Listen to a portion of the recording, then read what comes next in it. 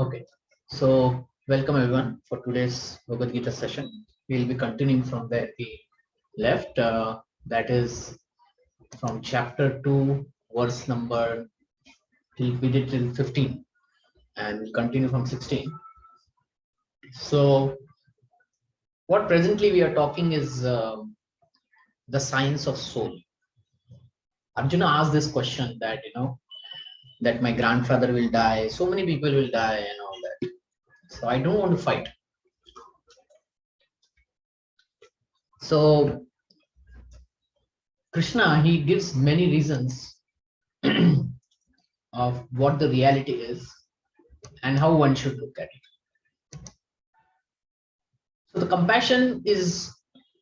um, the compassion that Arjuna had, that so many people will die, and especially my family members will die. Krishna is telling him that we just discussed last week that the real self, the real person is not the external that you see. It is within the body. There's a spiritual spark. There's an essence of the body. And that soul passes from one body to another, to another, to another. And we discussed many proofs in our previous session. We discussed that first one is through common sense, that when you see a dead body and when we say he passed away, so the dead body is still lying there. So who passed, who went away? So then we understand that actually the body is not the real self. There was something within the body that passed away. Second thing we saw was when we say my body, my car. My car means me and my car are two different things. Similarly, when we say my body, me and my body are separate. So who is the real me?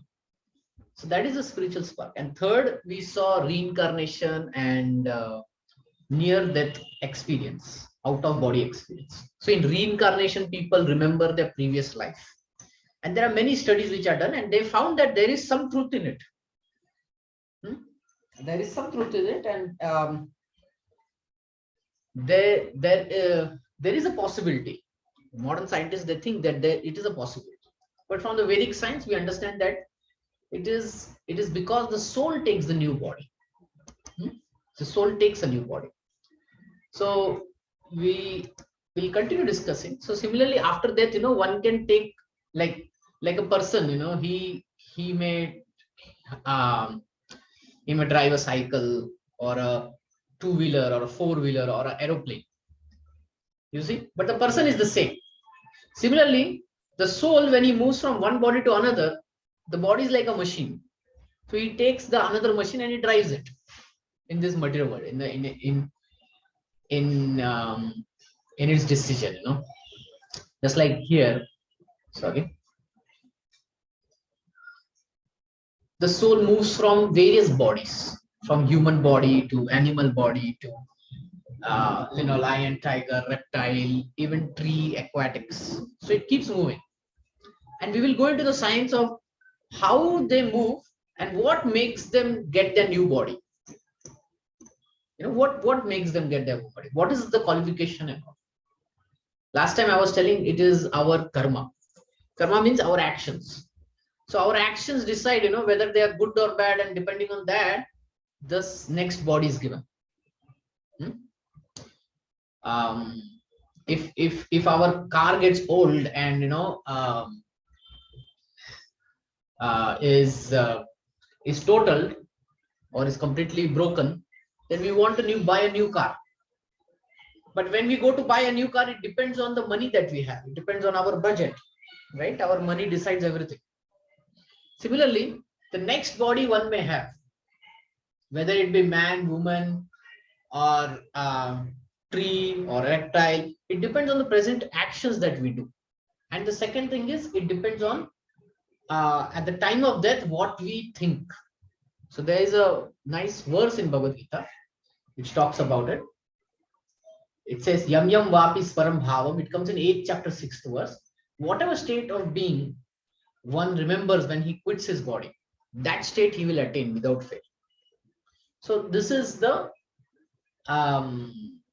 what to say, this is the reason why one get one, or let's say this is how the next body is decided. At the time of death, what one thinks. And what one thinks at time of death is what that person did his whole life. Right? When a person, whatever he has put his investment, is investment in sense is consciousness in it. At the time of death, he remembers that. So therefore, whatever he remembers, he gets the next body like that. So if he has been a good person, then he will remember all his good things. If he's a spiritual person, he'll remember all spirituality. If he's a bad person, then then next life is guaranteed to be in trouble, like that. So we'll get into more details of these discussions. But right now, Krishna said that Dehinosim yata dehe komaram yovanam jara tata dehantar praptir dhiras tatra muyate. Meaning, embodied soul continuously passes in this body from boyhood to youth to old age. The soul similarly passes into another body at death. A sober person is not bewildered by such a change. Okay. Now we will go to 16th verse that we had stopped at. Nasato vidyate bhavo, na bhavo vidyate satah, ubhayorapi drishto antas tavanyos tata darshavi. One who is seer of the truth have concluded that of the non-existent there is endurance, and of the eternal there is no change. This is they have concluded by studying the nature of both. Endurance.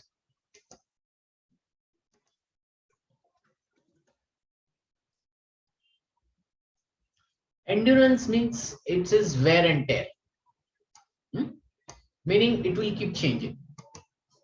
So there will be wear and tear of the non-existent. We will get into this words. And then of the eternal, there is no change. So what is non-existent? The body, our external body, right? So that will wear and tear. That we already know. Why? Because we were born as babies. The present, how we look, is not the birth look that we had, right?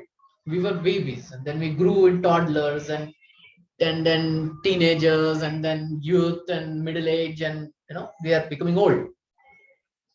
So of the non-permanent, that is the body, there is change, endurance, meaning wear and tear. And of the permanent, that is the soul, there is no change. So that's what the verse is saying. The soul doesn't change. Okay. So any question, any comment, you can interrupt me. I will. So there are a lot of technical details in this purport. So what I will do is I will finish reading and then I will go into some of the details. Okay. There are some new technical words coming like personalist. We'll discuss things as it goes. Okay. There is no endurance of the changing body. That the body is changing every moment by actions and reactions of the different cell is admitted by modern medical science. So modern medical science says that every 7 years, all our cells are replaced. So technically speaking, every 7 years, all the cells that we have, we get a new body every 7 years. So every moment, some cells are dying and then they have been removed by the system. So every moment the body is changing, right? Nails are growing, hairs are growing. People shave, the hair, they turn from black to white, the gray, So our face also changes, body changes. We sometimes height, we bulge on our waist. So like these things are happening of the body. But the spirit soul exists permanently, remaining the same despite all the changes of the body and mind. That is the difference between matter and spirit. Okay, the main important difference between matter and spirit is matter is changing, and spirit is non-changing. Always remember that. By nature, the body is ever changing and the soul is eternal. This conclusion is established by all class of seers of the truth, both impersonalists and personalists. So, any spiritualist that you may take, whatever path they are following, they will always have this understanding of the matter and the spirit.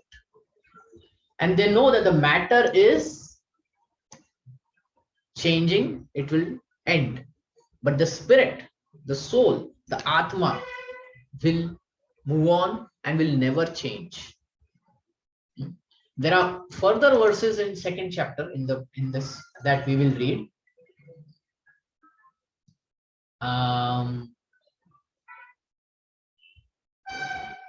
Yeah. Okay. That we will read is like this one. 23. Nainam chindanti shastrani nainam dahati pavakaha na chainam kledayantopo na shoshayanti marutaha. So it tells the soul can never be cut to pieces by any weapon, nor burned by fire, nor moistened by water, nor withered by wind. So can the body be cut to pieces? Yes. Can it be burned by fire? Yes. Can it be moistened by water? Yes. Can it be withered by wind? Yes.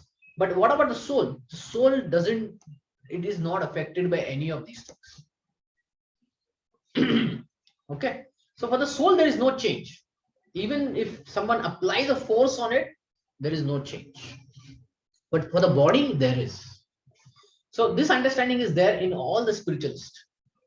So anybody who is saying I'm practicing spirituality and etc., they should have this basic understanding, matter and spirit, and difference between matter and spirit.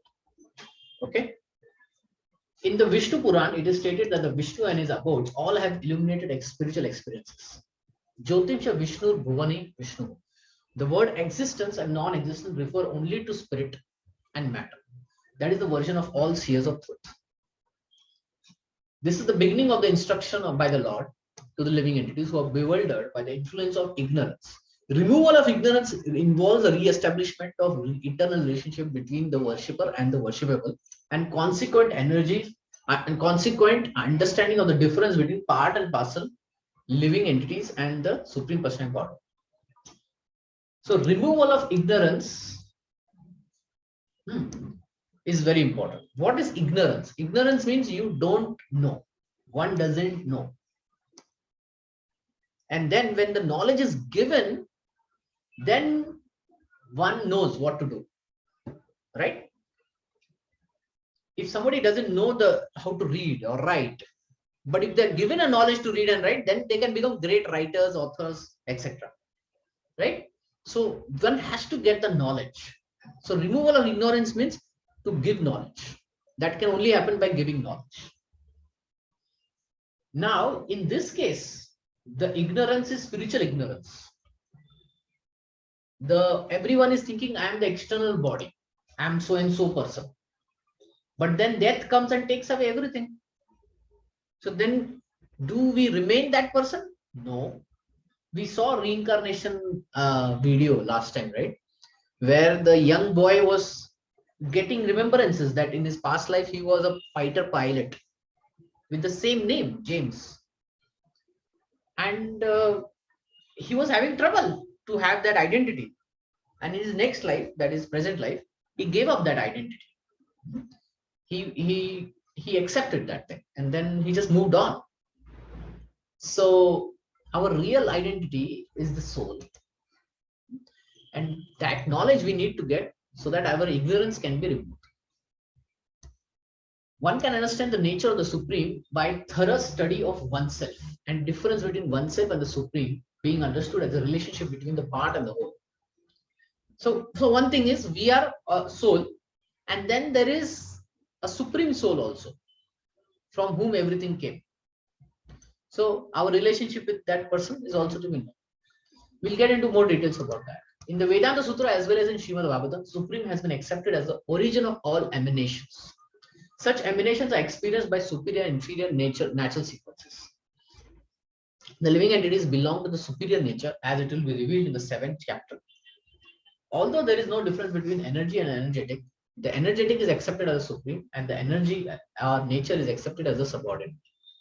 The living entities therefore are always subordinate to the supreme Lord, as in the case of master and servant, or teacher and taught, or teacher and the student. Such clear knowledge is impossible to understand under the spell of ignorance, and to drive away such ignorance, the Lord teaches the Bhagavad Gita for enlightenment of all living entities of all time, for all time.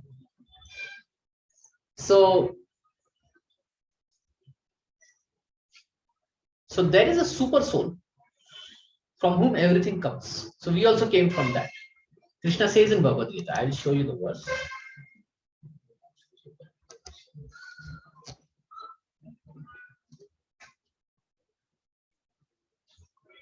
Yeah, 15.7. Krishna says, Mamai Vansho Jiva Loke Jiva Bhuta Sanatana Mana Shashtani Indriyani Prakriti Sthani Karshati. Mama Eva Amsha. Mama means me. Ansha means part. So the living entities in this material world are Krishna's eternal part, meaning we are all Krishna's parts. We are not Krishna, but we are part from Krishna. Okay? And we are struggling very hard with 6 senses, including the mind. This is definitely very important. So going back to Krishna is called yoga. And that is the subject matter of Bhagavad Gita. How to go back to the Supreme through the process of yoga. And then there are 4 yogas. And then details of those 4 yogas. And then what is the final yoga to be done? That is called Bhakti Yoga. So that is the subject matter of Bhagavad Gita. Avinashi tu tadvidhi yena sarvamidam tatam vinasham avayasya na kaschit kartum arhati. That which pervades the entire body, you should know to be indestructible. No one is able to destroy that imperishable soul. Now Arjuna had this question that, my superiors will die. Especially my grandfather will die, my teacher will die, everybody will die, like that. My family members will die. And Krishna is saying the external body is anyway going to be die. Whether this war happens or not, people die. Right? Coronavirus is happening, people are dying. And if coronavirus was not there, still people were dying out of old age or some other reason. But that which pervades the entire body, meaning consciousness. So if somebody touches us, we can feel it, right? But to a dead body, can it feel?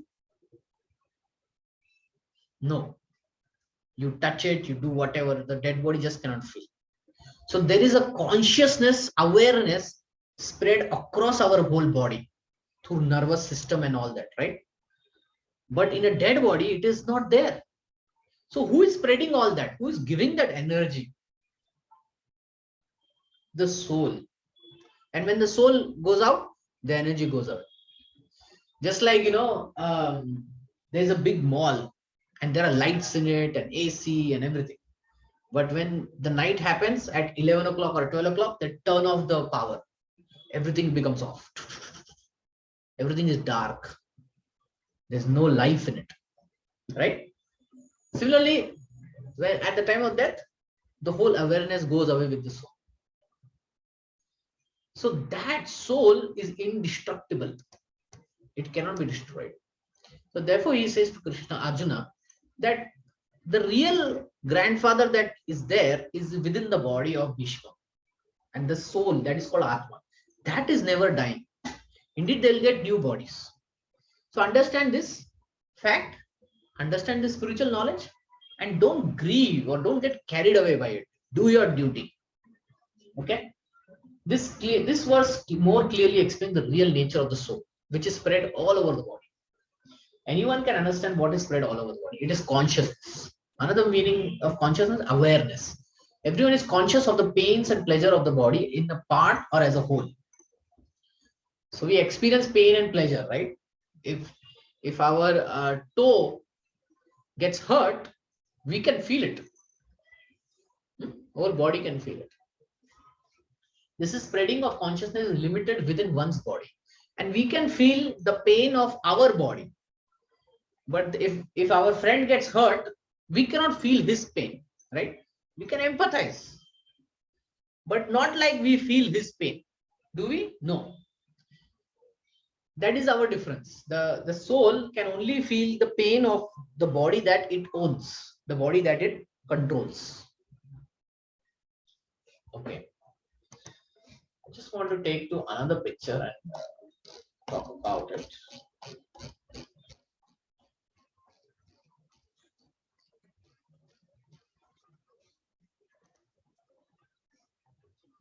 Yeah, let's take this.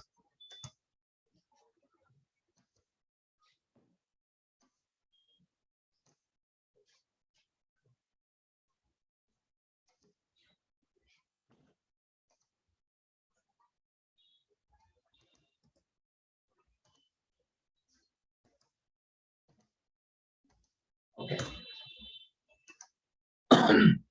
See, this picture gives some better idea of what exactly the anatomy of our body is.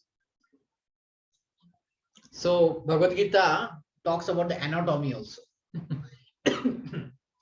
It's a biological science, but spiritual biology. Our material biology that we learn in our schools and colleges is like they will go after every vein and every valve and every muscle and bone of the body. But from spiritual perspective, the body is simply a machine, and the soul that you can see here is driving it.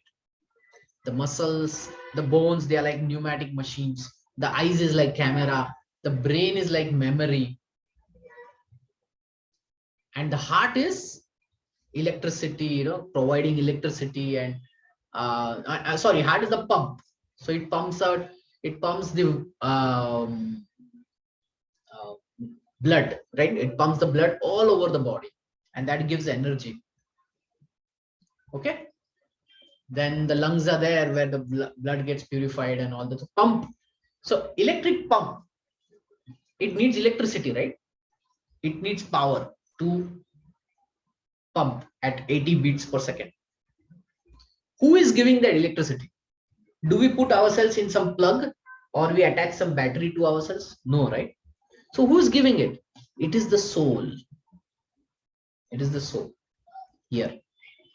That soul is giving that energy. That soul is giving the electricity for the pump to vibrate.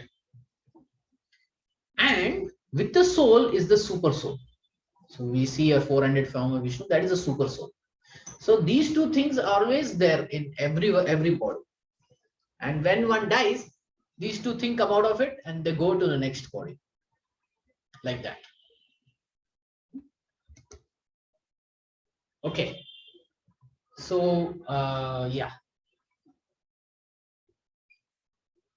The pains and pleasure of one body are unknown to another.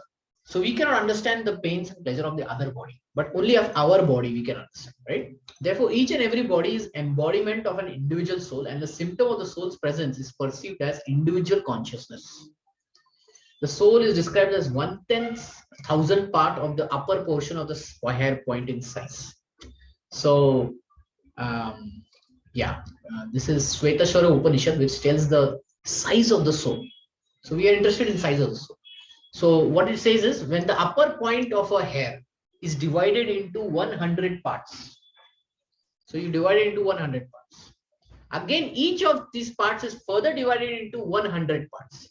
Each such part is measurement of the dimension of the spirit soul.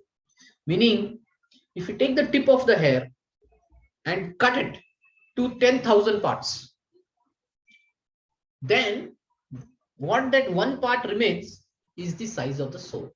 So small, but it's able to provide all the energy. Similarly, the same version is said in another this thing is that there are innumerable particles of spiritual atoms which are measured as 1/10,000 of the upper portion of the hair.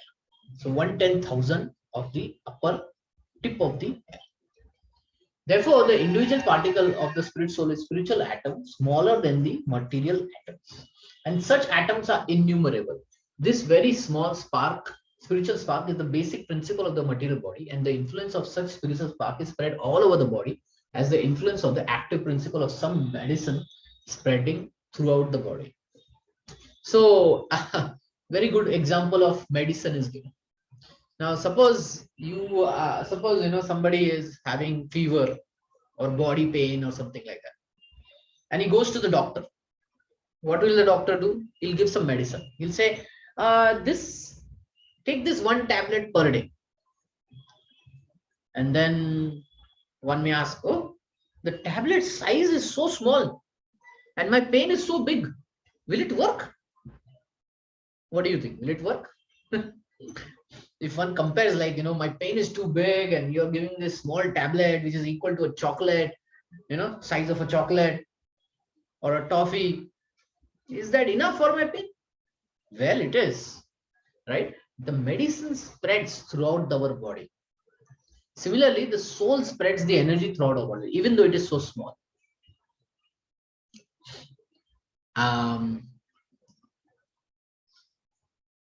Like if you take the example of a watch, the watch needs battery.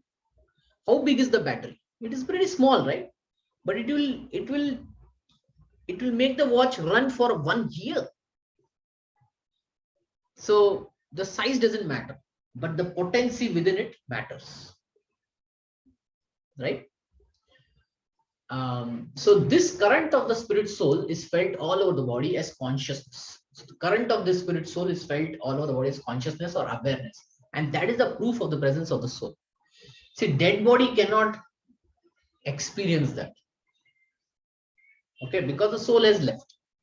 Any layman can understand that the material body minus consciousness is a dead body, and this consciousness cannot be revived in the body by any means of material administration. So if a person dies, then they try, various procedures on it by giving shock treatment or, pushing the chest up and down. But it doesn't work that way, right? Sometimes it works, sometimes many a times it doesn't work. So with any, or if there is some chemical is missing, then we can put that chemical in the body. Last time we discussed this thing.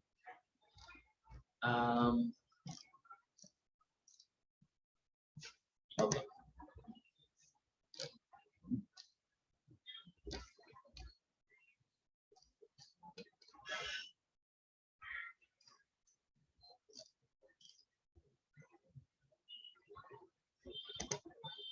Yeah. So our body is consisting of chemicals: calcium, phosphate, potassium, sulfur, sodium, magnesium. So if a body dies, then we have these compounds, right? And we can feed that compounds into the body. But does it revive the body?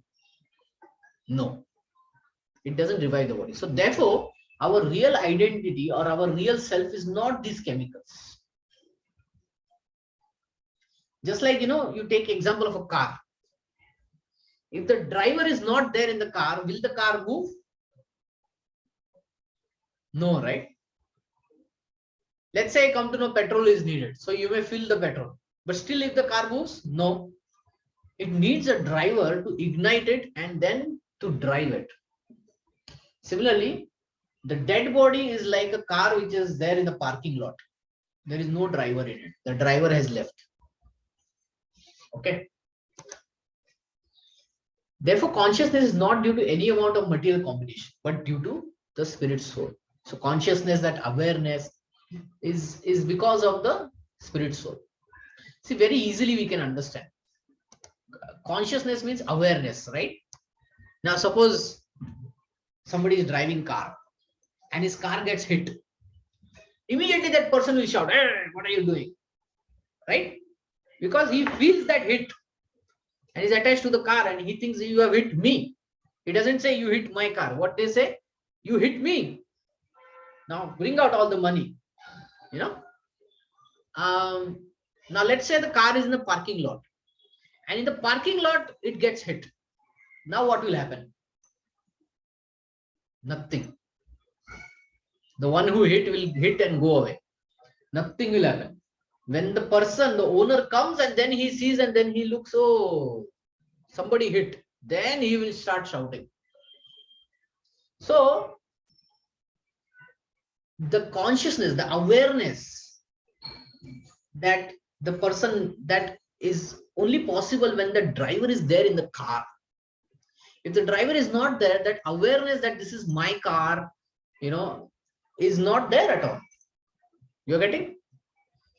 So similarly, the spirit souls, it is spread over the consciousness, the awareness. And when it immediately leaves,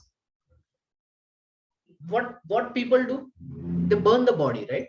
They don't keep the body long. They burn it.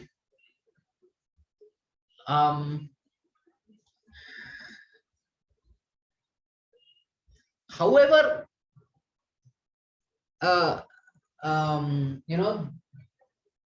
people may love a person, but when the person dies,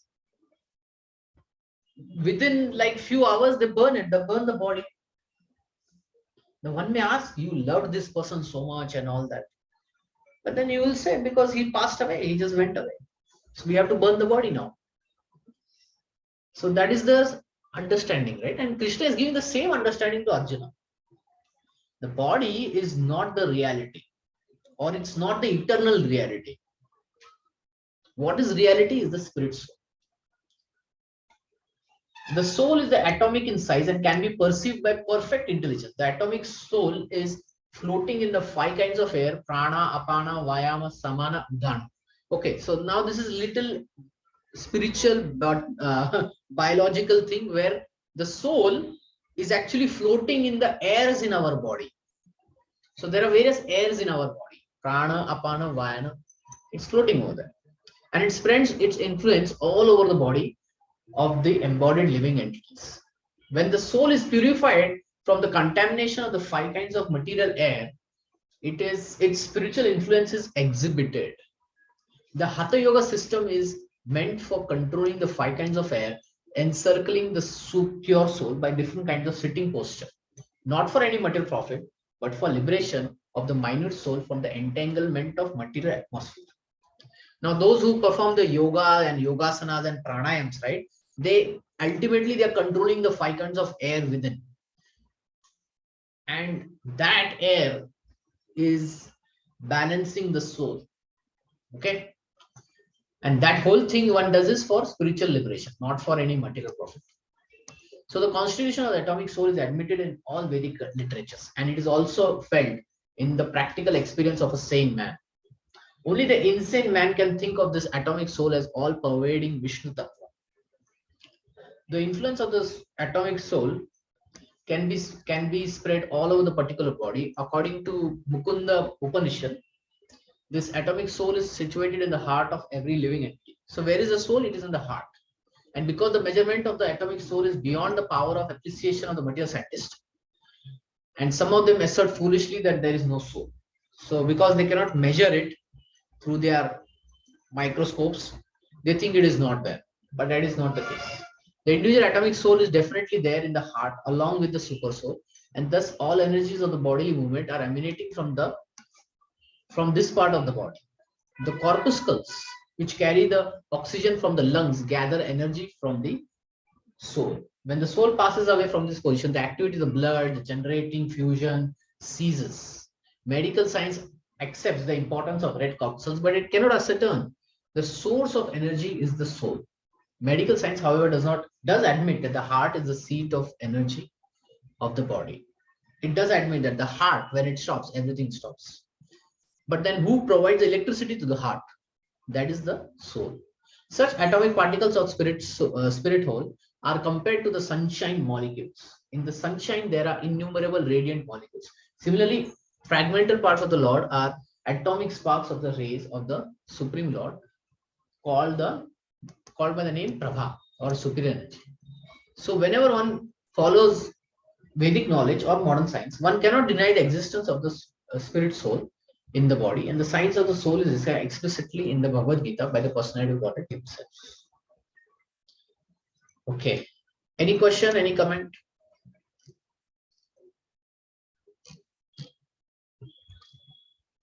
Any question? No, sir. Okay. Let's move to 2.18. Antavanta ime dehe nityo sapta shariraha anashina Pramayasya tasmad yuddhasva bharata. The material body of the indestructible, immeasurable, and eternal living entity is sure to come an end. Okay, the material body is sure to come an end. We know this.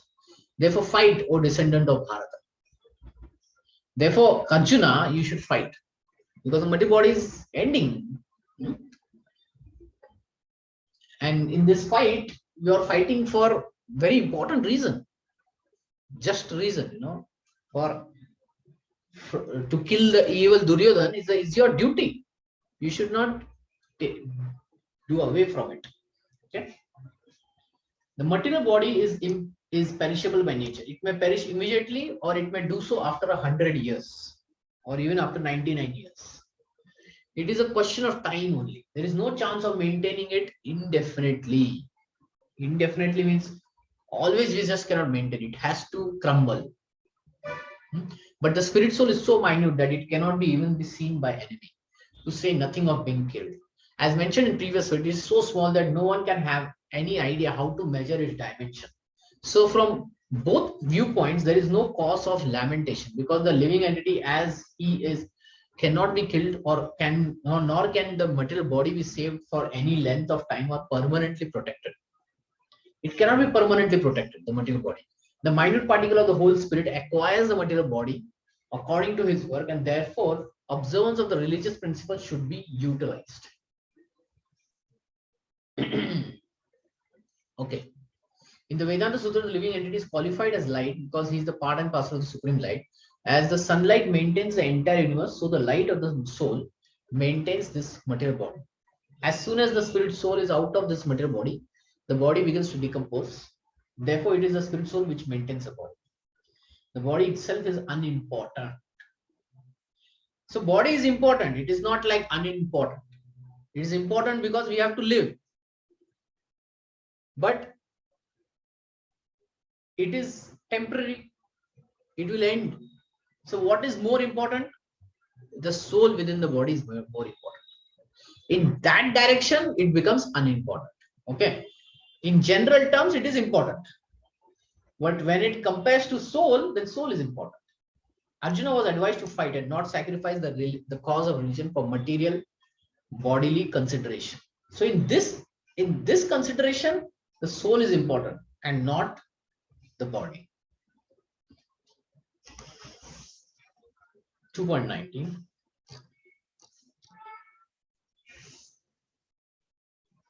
Ya enam veti hantaram yaschainam manyate hatam ubhoto no vijanito nayam hantina hanyate nayam hantina hanyate. Neither he who thinks the living entity the slayer, nor he thinks it's slain, is in knowledge. For the self slays not, nor is the slain. Okay, we'll read further, we'll get into it. When an embodied living entity is hurt by fatal weapons, it is known to be that the living entity within the body is not killed. Okay, so if somebody dies, we come to know that the body is dead, but the living being, the spirit soul, is not dead. The spirit soul is so small that it is impossible to kill him by any material weapon, as will be evident by subsequent verses. Nor is the living entity killable because of his spiritual constitution. What is killed or is supposed to be killed is the body only. This, however, does not at all encourage killing the body. Now, because someone may think, oh, that the soul never dies, but the body dies. And if I kill, then I'm not killing the person really. I'm just killing the body, which is anyway dead. So this is not what Bhagavad Gita is talking about. Bhagavad Gita is telling the fact that it is the body which ends and the soul moves on. But we don't have a right to take away that life. That we need to understand. We don't have the authority to take away the life.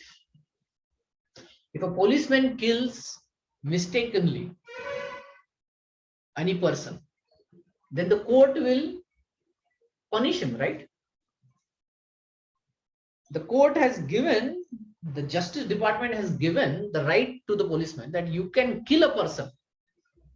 If the person is a criminal and is not ready to surrender, and is creating chaos and disturbance in the society, and is trying to kill somebody or kill you, in that case you have the authority to shoot and kill him. But not like, out of your own personal thing that I fought with him over a pencil or a car or something or property and then I killed him. No, that is not allowed and that is not in our hand. Okay. It doesn't encourage killing anybody, nor does the understanding that the living entity is not killed encourages animal slaughter.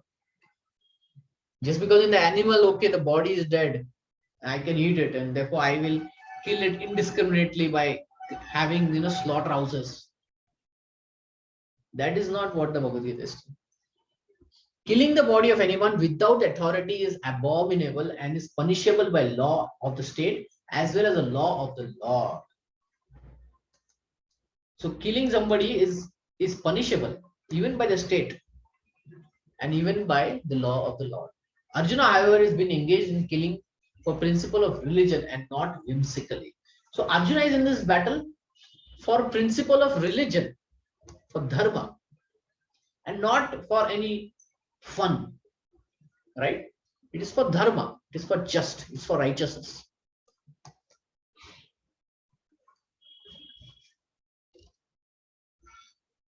20 verse. Na jayate miyate va kadachin nayam bhutva bhavitva na bhuyo ajo nitya shashvato ayam purano na hanyate hanyamane sharire.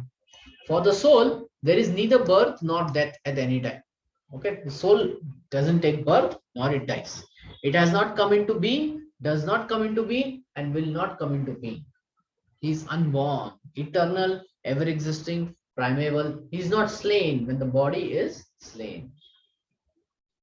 So he is unborn, eternal, ever existing, primeval.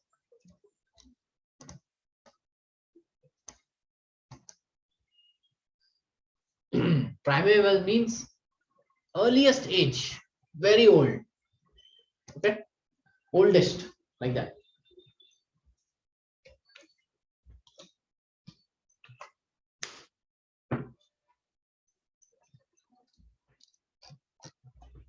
Okay, I think we can complete this. Qualitatively, the small atomic fragmental part of the spirit soul is one with the supreme. He undergoes no changes like the body. Sometimes the soul is called steady or kutastha.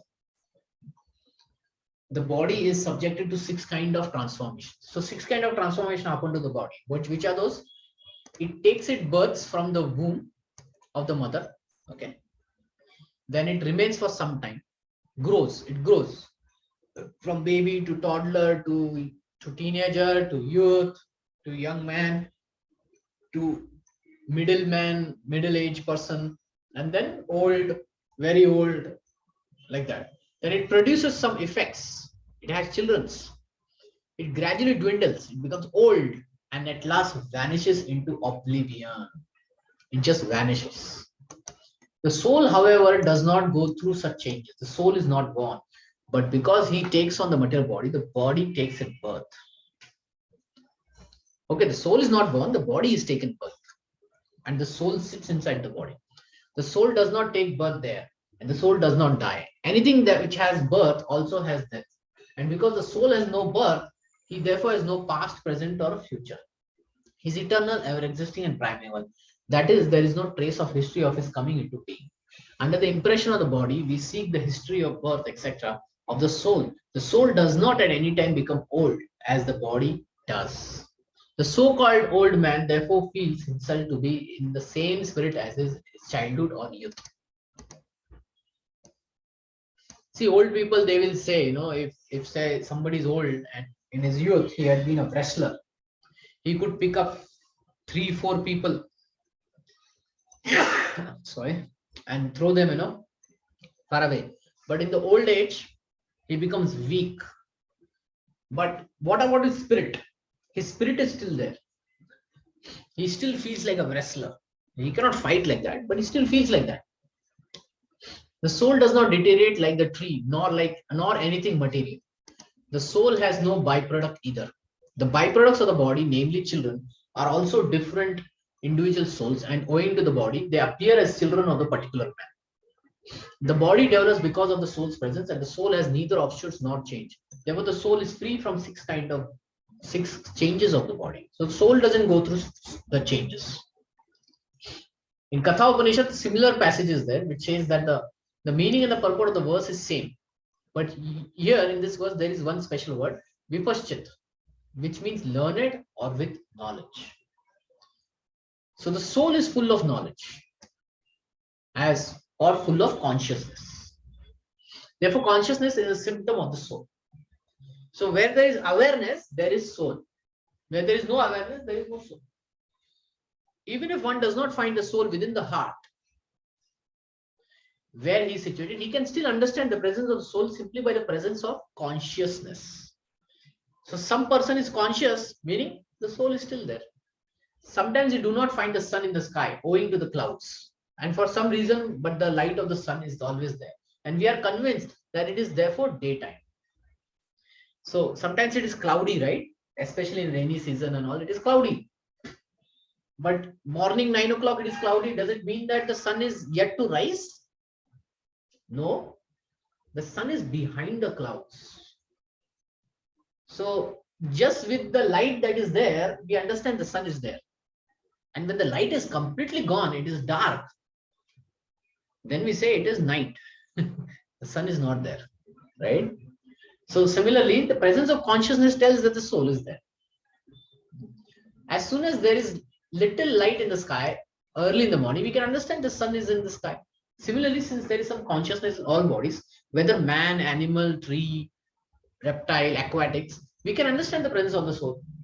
The consciousness of the soul is therefore different from the consciousness of the Supreme, because the Supreme Consciousness is all knowledgeable, past, present, and future. The consciousness of the individual soul is prone to be forgetful. So we are prone to forgetfulness, right? We do forget. We all do forget, right? When we go to exam, we forget. We forget what yesterday we did. We forget even what 1 hour before we did. Sometimes we remember, but many a times we forget. When he is forgetful of his real nature, he obtains education and enlightenment from the superior lessons of Krishna. But Krishna is not like a forgetful soul. So if so, Krishna's teaching of Bhagavad Gita would be useless. So there is a difference between the super soul and the individual soul. The super soul is all knowledgeable. It knows past, present, future. It knows everyone else's past, present, and future. We don't know other persons. So that is our limitation. For the super soul, there is no limitation. And if there was a limitation, then this Bhagavad Gita spoken by Krishna would have been a waste. Like, we say we want to learn physics. And some person says, yeah, I'm a PhD in physics. And we say, okay, teach. And later we come to know, actually, he is not a PhD. Then all that is waste, right? We don't want to learn from him. If you go to a doctor and he says, I am MBBS doctor, I did it from BJ Medical College, Pune. And later we come to know that doctor was not really a doctor. He didn't have the right certificates. He forged it. He's doing false claim. Then what are you going to do with the medicines that he gave? You will simply pack it and throw it in the dustbin, right? It is waste. Similarly, Bhagavad Gita knowledge is spoken by Krishna. But if Krishna is like us, is like forgetful souls, then why should we hear from him? But Krishna is not like that. Krishna is the super soul. Okay. Like in the 15th verse, he says this.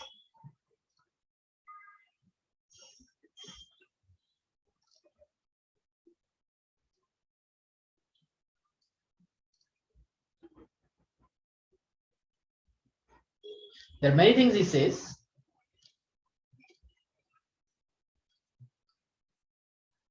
I'm just looking for the right verse.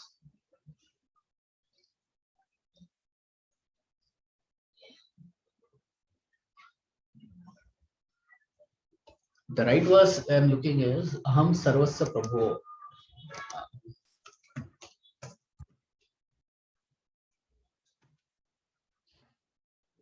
10.8. Okay.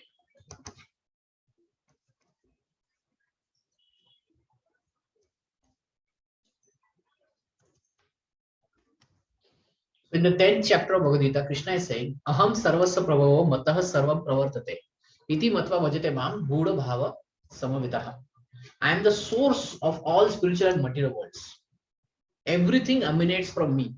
The wise who perfectly knows this engage in my devotional service and worship me with all their hearts. Now, Krishna is not like us. From him, everything came. He is the super soul. And therefore, the knowledge that comes from him is not imperfect. It is perfect knowledge. And therefore, we listen to Krishna. So, Krishna is not forgetful like us. Actually, there is one more verse he says in the 4th chapter.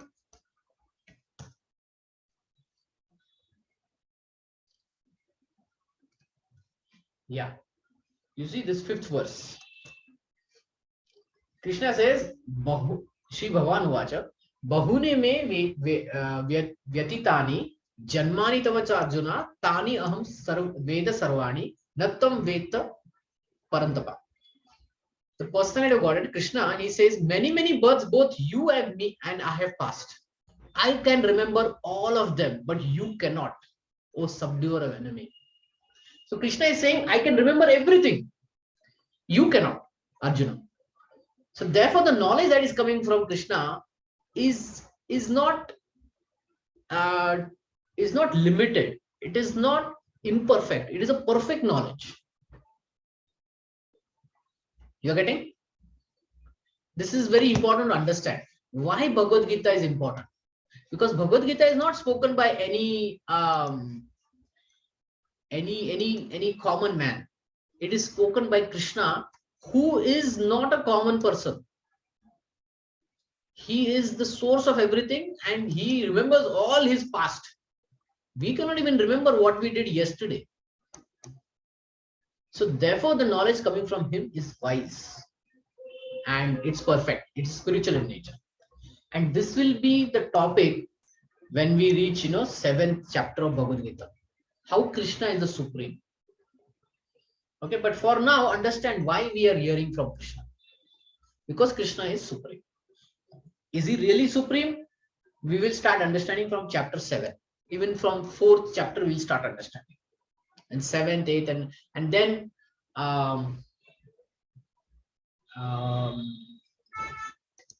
we have this famous chapter, right?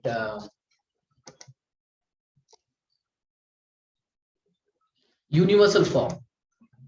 This chapter, Krishna reveals his universal form.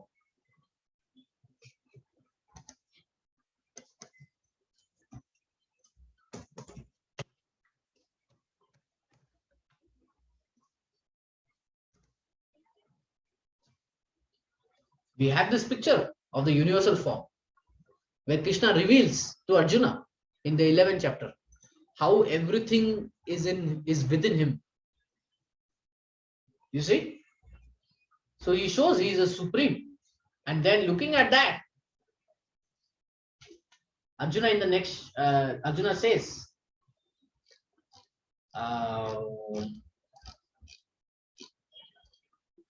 yeah.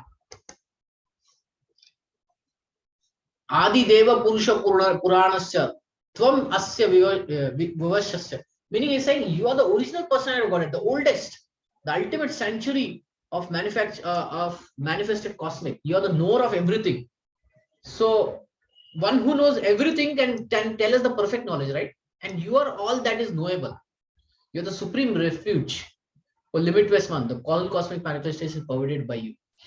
So Krishna in these later chapters, he reveals that he is the supreme. And therefore, this knowledge of Bhagavad Gita is not imperfect, but it's a perfect knowledge. And therefore, it is not useless.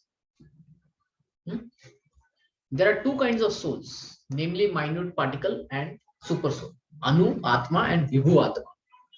This is confirmed in Katha Upanishad. Both the super soul, Paramatma, and the atomic soul are situated on the same tree of the body within the same heart of the living entity, and only one who becomes free from the all material desires as well as limitations can, by the grace of Supreme, understand the glories of the soul. Krishna is the fountainhead of the super soul also, as it will be discussed in the following chapters, and Arjuna is the atomic soul, forgetfulness of his real nature. Therefore, he requires to be enlightened by Krishna and by bona fide representative. Okay, so if you go back to our picture, yeah. So this is a super soul, and this is a soul. So these are like two birds, and this bird, that is the living entity, he's looking everywhere. I want this, I want that, I want this fruit, I want to go on that branch. But the super soul, but the super soul, that bird is not interested in everything. It is self-satisfied. It is the friend of this soul, and it is self-satisfied. So until this turns back to him, goes back to him, relinks, and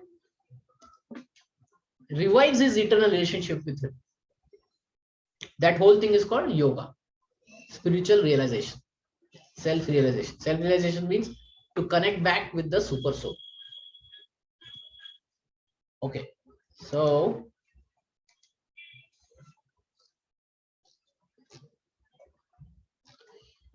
we'll stop here. It's 2 p.m. Let's open up for some questions or comments you may have.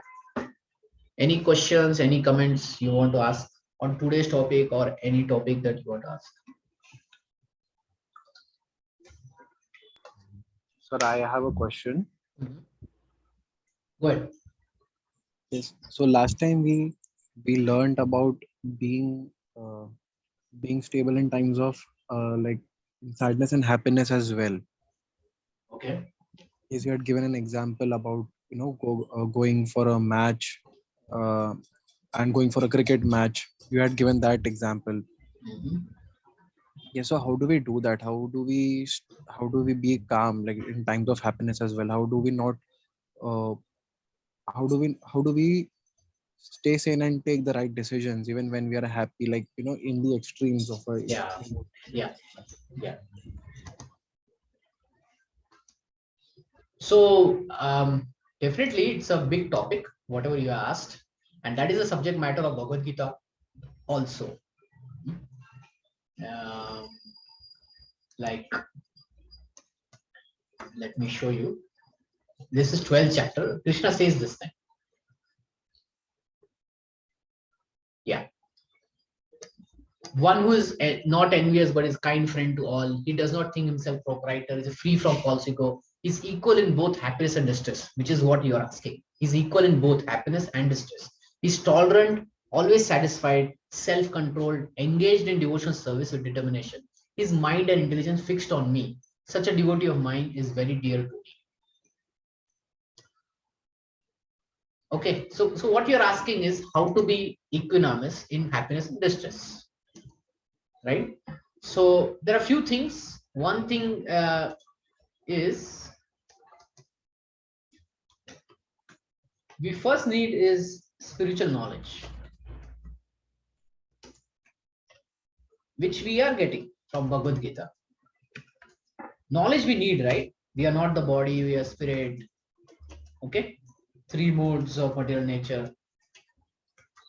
All this knowledge is there. Super soul, karma, like that. Second we need is spiritual practice,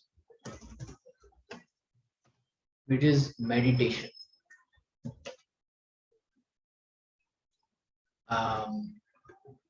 Sacrifice, tapasya. And third we need is spiritual association.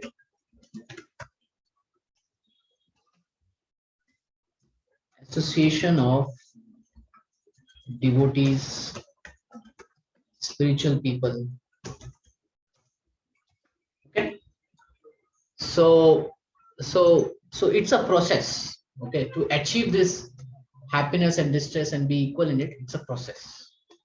it requires these three things that I mentioned here: spiritual knowledge, practice, and association. So at this point, we are discussing knowledge. For practice, there is meditation, there is japa, there are a lot of things. For association, we need to meet people who are really spiritual people, and in their association, in their being near to be, we will learn how to be, equal. So, so from the practical side of view, um, we need to understand what is really happiness and distress, and what is the nature of the two.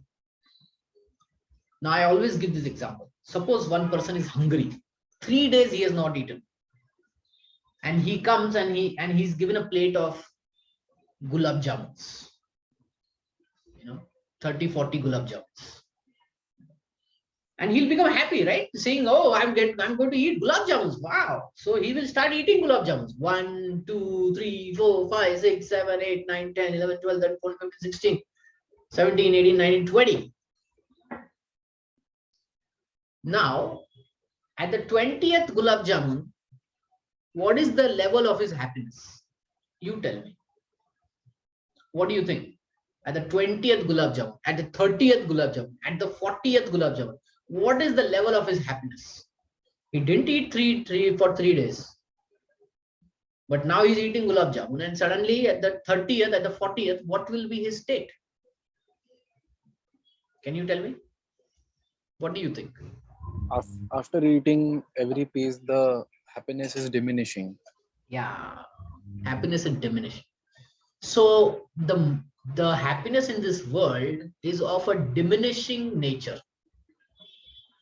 At the start, it will be so nice. First gulab jamun will be the best of the whole thing, right? But at the 20th and the 30th, I cannot eat now. I am full. The same gulab jamun is there, but now the happiness has completely become distressful. Oh, I ate 40 gulab jamuns. Now my stomach is paining. So by understanding the nature of happiness, we can then decide whether to associate with it or not. You're getting? Suppose, friends come and say, "Oh, come, let's go and drink." Now, the nature of drinking beer or wine, whatever, at the start it is very nice. But after one pack, two pack, three pack, one bottle, two bottle, person cannot control himself, intoxicated. He's falling down, he cannot even stand properly. He's talking rubbish. So when we understand that this is what is going to happen, then we should decide whether we want to associate with that happiness or not, or how much we should associate with, right?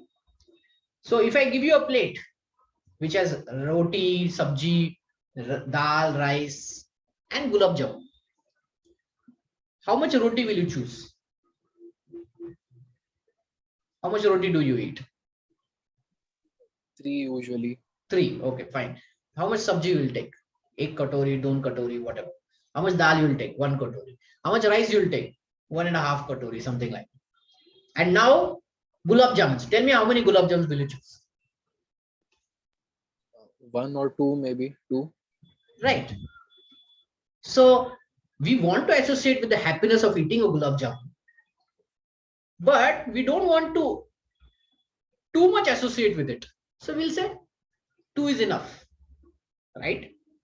ज्यादा खाऊंगा diabetes हो जाएगा या पेट दुखेगा, but chapati, rice, we are taking in good quantity, and so the main thing doesn't become the gulab jamun. Our plate, the main thing in our eating plate is not the gulab jamun. We will focus on what is good for us, what is nourishing. We'll understand chapati, sabji, this is nourishing. Gulab jamun, yes, it is good, but not so much. So I won't associate much with that happiness in the gulab jamun. So Krishna gives a formula which I'll give you today.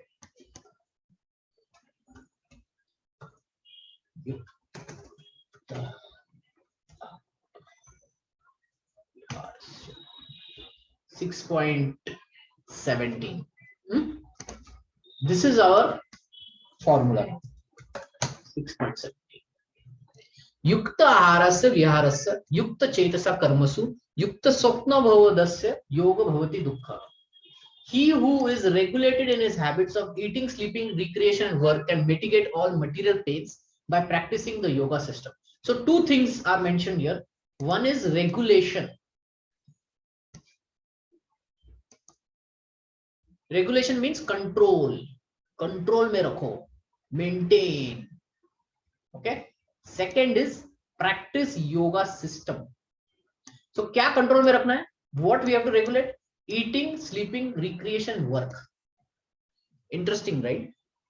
Eating, whatever we eat. Sleeping, 7 hours, 8 hours, but not 10 hours or not 12 hours. Recreation means some playing or watching video or something. We have to regulate it.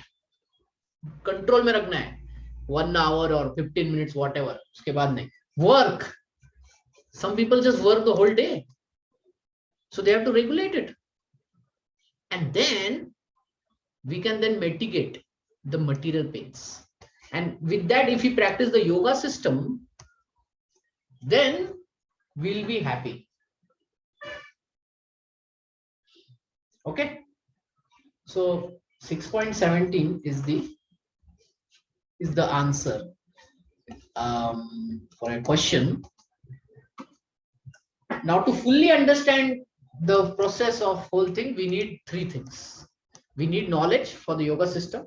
We need to know how to practice it. We need to know what is the spiritual association. But for now, this is a simple thing one can do. If one simply regulates his eating, sleeping, recreation, and work, then the happiness and distress phases are there. Now one can go through them. Okay, one can go through them easily without much difficulty. Okay, does that help you? Yes, sir. Yes. The regulation will definitely help. But then how do we, like, for example, you said if someone is hungry and we keep 30 gulab jamuns or a friend's call over to drink. So, how we want to enjoy, we definitely want to enjoy some, but we don't want to lose control in it. For example, if the man eats 30 gulab jamuns, are definitely harmful for him, but he was hungry. So 3, 4, 5, maybe that is enough for him. Or if we go out for a drink, then we know like maybe 1 or 2 drinks is enough. Then this, like, how to not lose control, like how to stay the willpower, we can say, the self control. How can we increase that? Does meditation help that, or do we need to do? Yeah. So these three things are needed. Okay. Even though the verse says we have to regulate, but we need some determination to regulate, right? People know drinking is bad, but still people go and drink, right? Yes. Yeah. So that's what is your question, right? So for that we need to do some spiritual practice, which will develop our muscle to tolerate, to control. It will increase our intelligence. Okay. So that spiritual practice is needed. That is meditation, yogasana, and some sacrifice is needed. Sacrifice means some donating for a good cause. Some tapasya is needed. Tapasya means voluntarily doing something that will be uncomfortable to our body, like keeping fast, upvas, which we call in Hindi, or eating, we may have access to 40 gulab jamun, but we'll take only 2. That is tapasya. So by doing all these things, let me put it like this: charity. By doing these things, we will develop strongly in our spirituality, and with that help, we can control all the temptations that we may have. Okay, so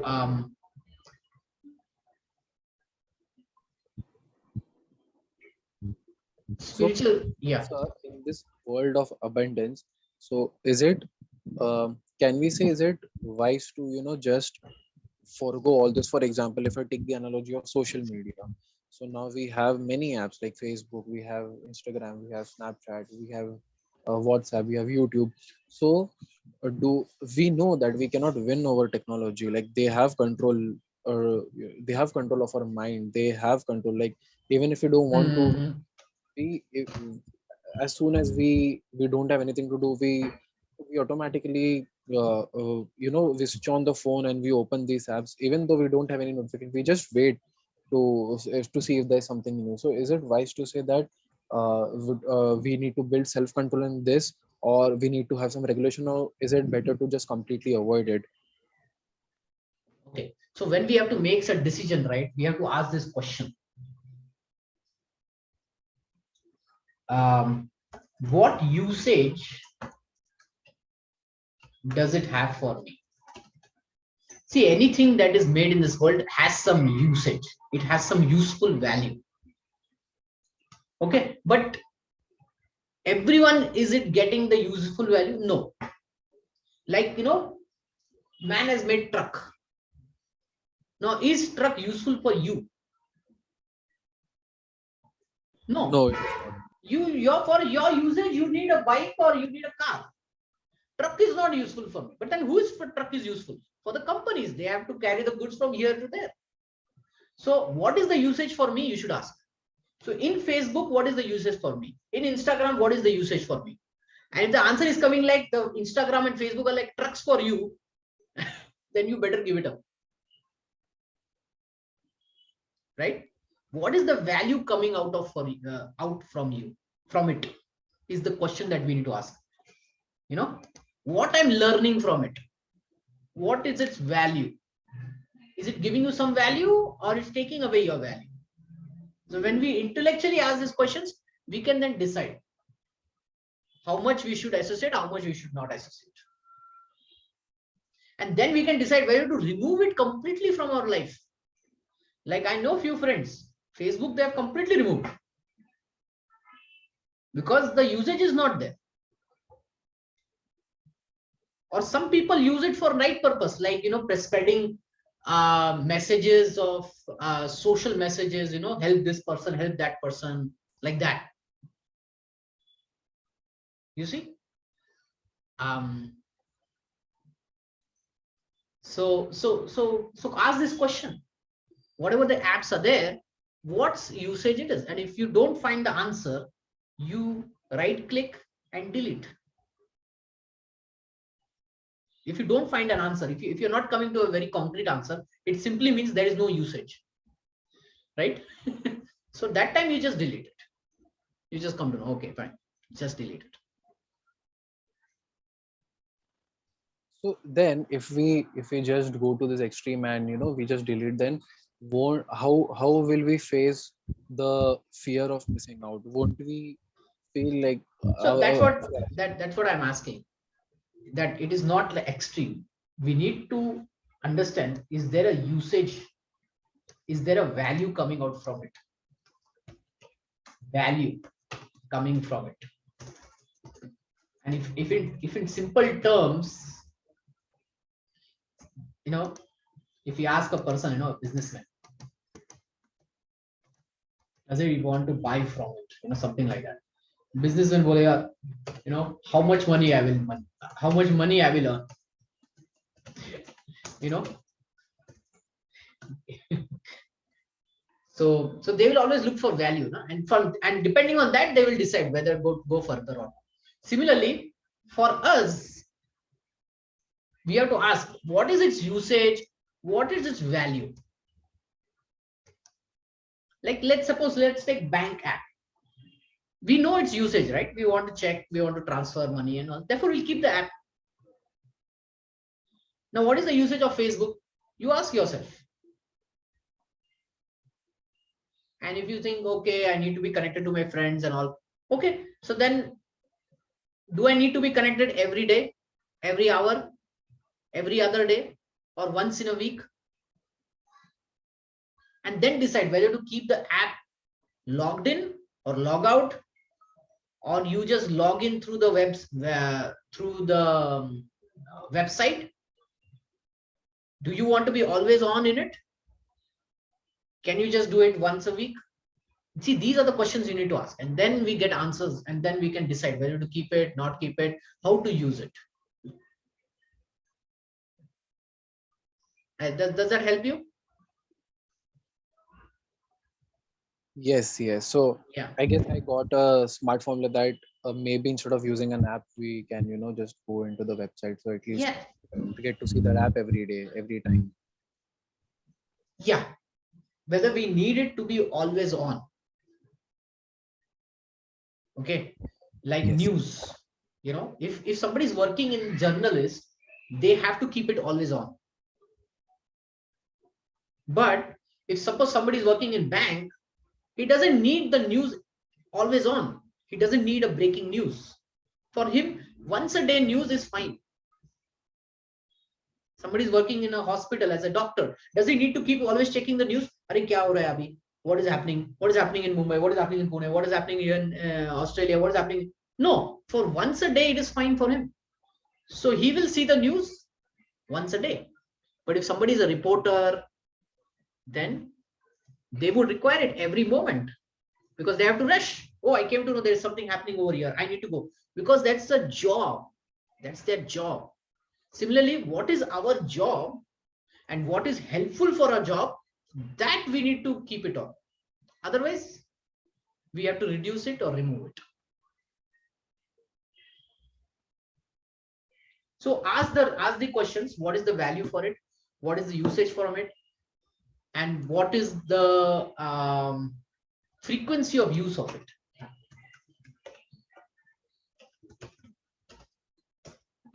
Okay. So these 3 questions you can ask, and depending on that, all the apps you can keep or you cannot keep, or you can, like that, the control. Yes. Okay. Okay. So we went like 20 minutes about. Let's stop here, and let's meet next week. We'll continue with 20.20 2.21. Okay. So thank you for asking good questions. Let's meet next week. Bye. Take care.